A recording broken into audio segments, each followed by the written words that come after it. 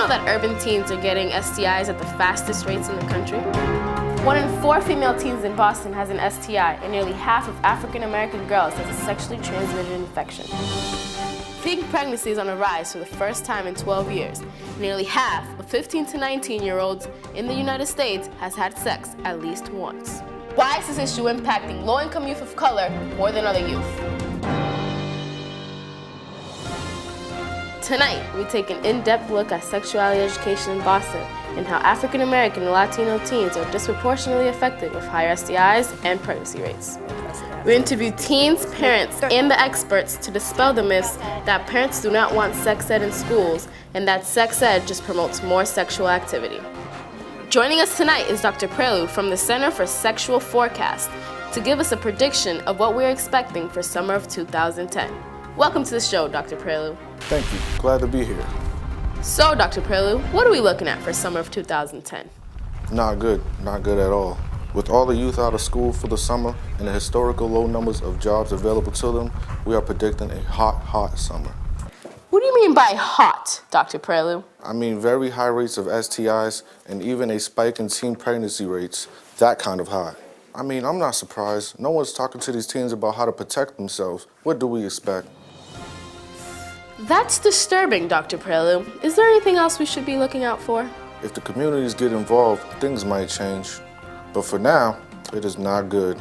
Despite the alarming rates of pregnancies and STIs, there is still no standardized sex ed in Boston public schools.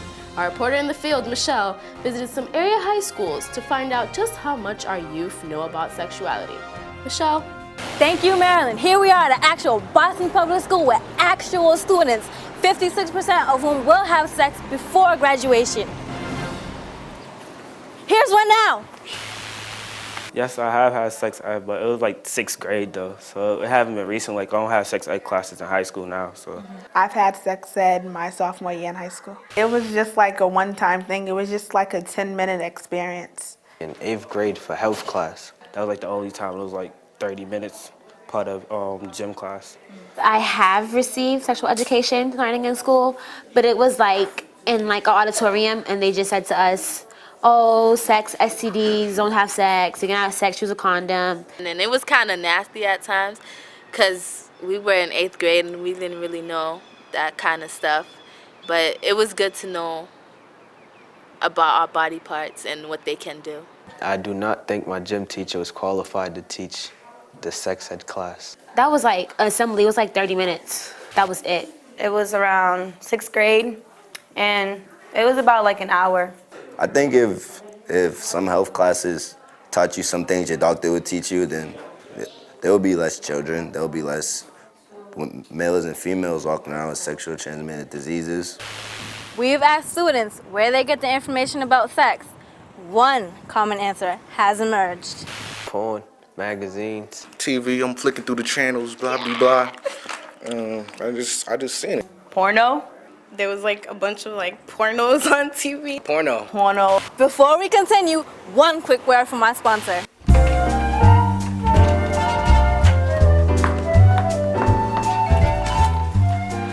Empty house, empty house. Yeah. What are we about to do? I don't know. What do you want to do? I mean, that's whatever. Let's go upstairs.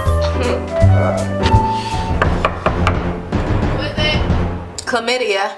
It's gonna be a joke.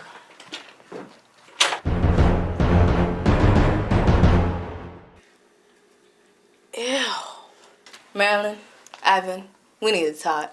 I'm a busy woman. I have no time for this. JP has one of the highest rates of chlamydia in the city. I talked to you guys last week. I've been to 10 crotches tonight, and I don't need any more of this.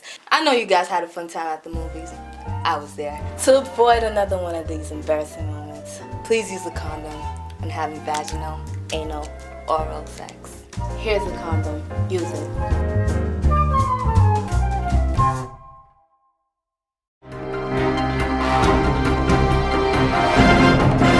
Now let's hear from some medical doctors. We have Ivan at Southern Jamaica Plain Health Center. Ivan? Thanks, Marilyn. I'm here at Southern Jamaica Plain Health Center where we're going to be interviewing some actual doctors like Dr. James Bastian, who's been a pediatrician for 12 years. Let's go inside, shall we?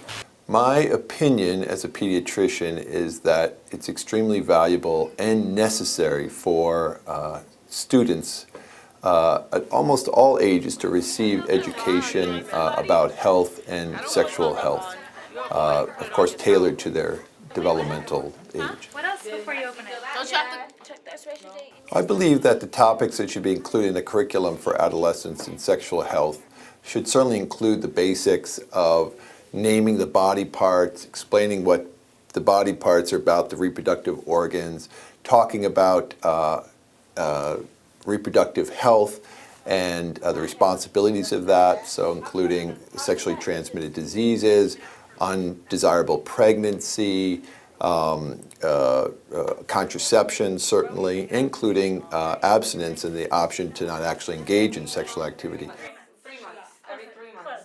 So it's a shot that you take every 3 months. We also want to hear from a medical professional who works at a city level. We spoke with Nancy Norman, the medical director for the Boston Public Health Commission.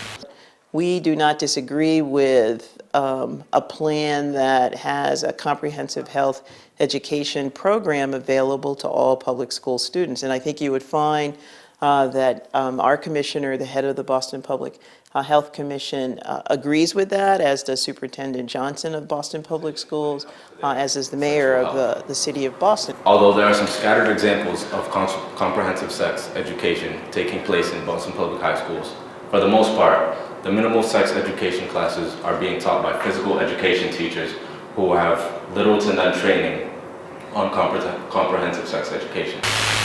So the question is it true that the less teens know about something, the less likely they are to try it? To find out, we interviewed Barbara Husher-Cohen, the only person in the entire BPS school system, K through 12, who is paid to oversee all sexuality education in the Boston Public School system. Let's take a look at that interview.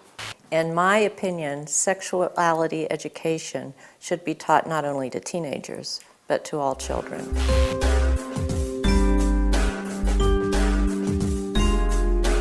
It's up to the person having sex using the information that they get. I think it's fair to just give sex ed. It's up to the people if they want to get pregnant or not, you know, if you're going to use it or not. That's what it is. It's up to you if you want to have sex or not, but wouldn't you rather be safe about it than not be safe about it at all? My friend, she hits me up and she tells me, oh, the guy cummed on her. And I'm like, where did he come on you? And she was like on her chest. And then I was like, and then she was like, can I get pregnant from that? And I'm like, no, you can't. When I hear like my friends are having sex, I'm actually shocked that I hear that my friends are using condoms, because the education I grew up, I kind of half expect like my friends when they're having sex that I actually expect them that they're not using them. Like I would hope that they're using them, but I actually like when they start talking about sex, I don't even think of the fact that they're using condoms. I immediately think in my head that they're probably not even protecting themselves. If we had more sexual education courses, I think that it would actually lessen the fact people actually have sex. A lot of friends of mine got pregnant. One of my friends had a STD, so it was like, it's really hard because like you didn't learn anything, so you can't tell them like this is what happened. Like you can say, let's go to the hospital because you don't know how to help them at that point in time. I do know a lot of young people who have gotten pregnant, have STDs and things like that at a young age. Yes, all my friends are pregnant. I have like 7 that are pregnant. Even very young children can learn proper names for parts of their bodies. I think they should have their questions, if they have any, answered about their health and about sexual health. Conversations around sexuality, sexual identity, good touch and bad touch, communication in intimate relationships, talks about what intimacy is, what loving is, what liking is, should start early. I'm having those conversations with my 4-year-old now. Although the rate of sexual activity amongst teens in the U.S. is the same as that of Europe, U.S. teen pregnancy rates are twice that of England and 4 times that of France. Why are U.S. teens having so many babies? If you look to Norway and the Netherlands, they have such wonderful sexuality programs because they address sexuality as the way we were created. We were all created to be sexual human beings. We were created to have sexual feelings toward another person. That's what makes us different. You denied me the right to be loved unselfishly. Packed to my heart, turn away from your pain. I said it once, but I mean it this time. Time, I'm gone away. You never see my your face again, except for in your dreams. When you think of the love you turn away from me. Time, I'm gonna wait. Now that you're gone, my life is not so clear. Continuing with tonight's coverage, we have found two parents who decided to speak exclusively with station SEX, saying that sexual education in schools is a good thing to have for their students. Parents absolutely want sex ed in school.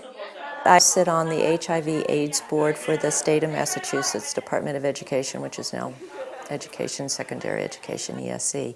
And we did a listening tour around the state of Massachusetts, and 87% of the parents in the state of Massachusetts want their children to receive sexuality education. I think it should be comprehensive sex education in a Boston public school. Most of my information about sex came from friends, actually. I would absolutely want my daughter to have sexual education available to her when, you know, she's a little older, when she's middle school, high school age, definitely. My daughter received sexual education when she was about 13, and it really, really helped a lot. My lack of sexual education did lead to my unexpected pregnancy. She knows what's out there. She knows what's safe, not safe. She knows a lot about STDs. She has a lot of friends that are the same age as her, and they don't know much about any of that stuff. And not having had sexual education, I wasn't as careful as I could have been. I wasn't ready to talk to that with my daughter, but I put her in the group that I knew she would be safe to talk about, she will learn the right things. Now that she's 17, I feel more free to talk about those things. Sometimes she says if she feels weird to hear me talking about it. If you as a parent not going to be ready to talk about it, so you need to find a way for them to learn the right way. From a lot of parents don't feel comfortable. A lot of teens don't want to hear, you know, like a guy doesn't want to hear his mom talking to him about sex.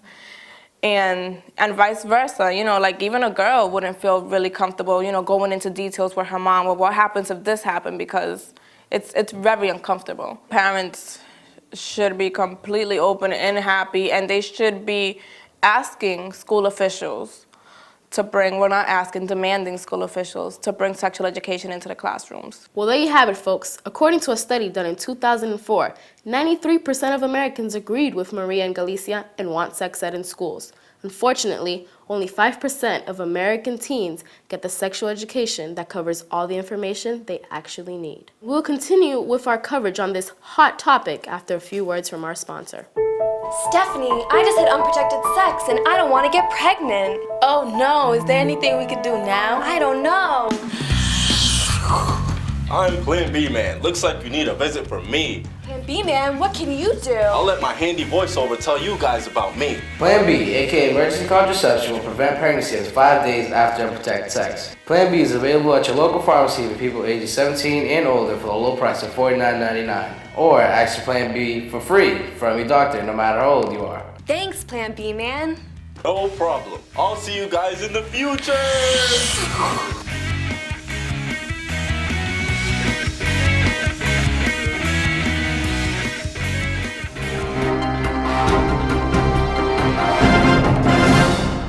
This just in, not all youth are heterosexual. So, I'm gay. You what? I see you from under that I'm gay. But why did you waste? It definitely depends on what school you go to. Because like my school, if you had, well, we do have sexual education in our curriculum. And I just feel like because it's there, it like makes it more open, like, all right, this person's gay. I'm okay with that. My class wasn't even called sex ed. It was actually called health class. But if it was one thing I think I could have learned, I think I would have wanted it from both aspects, like a heterosexual sense and a GLBT sense. I would have wished I would have learned more about sexual relationships in sex education. You know, because growing up, I've always known I was gay from like middle school on, but I didn't really start identifying myself as a gay male until like my junior year of high school, because the lack of education I had in school, I didn't really know what to call myself. I just kind of did me. We need to make sure everybody understands that, you know, 10% of the population is gay, lesbian, or bisexual, and that that's normal too. You know, there's sort of basic truths that need to be taught that I think folks need to integrate, and it's just going to create a much more accepting environment for everybody. Thank you for joining us this evening. For all the people here at SCX Channel 7, this is Marilyn Castillo signing off with a final thought. The American Academy of Pediatrics, American College of Obstetricians and Gynecologists, American Medical Association, American Public Health Association, Institute of Medicine, and Society for Adolescent Medicine all support comprehensive sex education. We don't want to get pregnant or get STIs. If you give us comprehensive sex education, it doesn't mean we're going to become more sexually active. It means we're going to know how to protect ourselves. We need condoms available in our schools. This is the best way to decrease our STI rates. This is the best way to decrease our unwanted pregnancies. Our parents support sex education in our schools. They want us to stay safe. Not all of us are heterosexual. We need to include the LGBT community in our sex education. We are all figuring out our sexual identities. Our community is disproportionately affected by unwanted pregnancies and STIs. This isn't our fault. It doesn't mean we're having more sex than other teens. Our sexual health and overall health is a result of larger factors. Like housing, education, and race. Our fight for sex education is part of a fight for health equity. And we want to start fighting for that now.